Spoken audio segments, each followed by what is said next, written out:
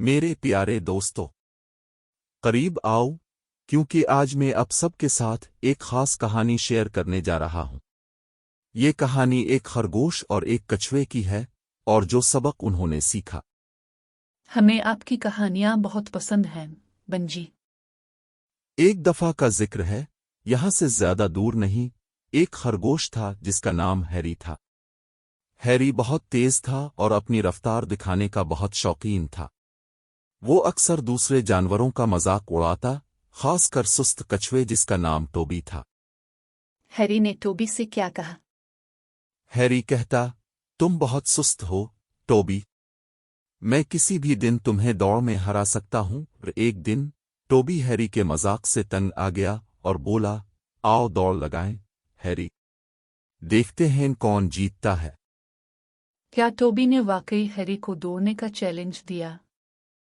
ہاں، بالکل۔ تمام جانور دوڑ دیکھنے کے لیے جمع ہو گئے۔ ہیری، اس بات پر یقین رکھتے ہوئے کہ وہ جیت جائے گا، تیزی سے دوڑا اور جلدی سے بہت آگے نکل گیا۔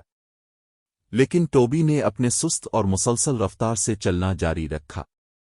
پھر کیا ہوا، بنجی؟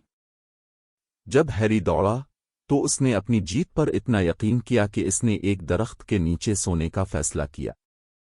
اس نے سوچا، میں تھوڑی دیر آرام کر لوں گا اور پھر بھی دوڑ جیت جاؤں گا۔ لیکن جب ہیری سو رہا تھا، ٹوبی مسلسل آگے بڑھتا رہا، سست اور مسلسل۔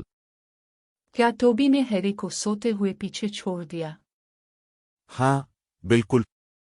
ٹوبی چلتا رہا، اور جب وہ ختم لائن کے قریب پہنچا تو ہیری جاگ گیا اور اسے اپنے سے آگے دیکھ لیا۔ ہیری جتنا تیز دوڑ سکتا تھا دوڑا، لیکن بہت دیر ہو چکی تھی۔ ٹوبی نے پہلے ختم لائن پار کر لی۔ ٹوبی نے دوڑ جیت لی۔ ہاں، ٹوبی نے دوڑ جیت لی۔ دوسرے جانوروں نے خوش ہو کر اس کی جیت کا جشن منایا۔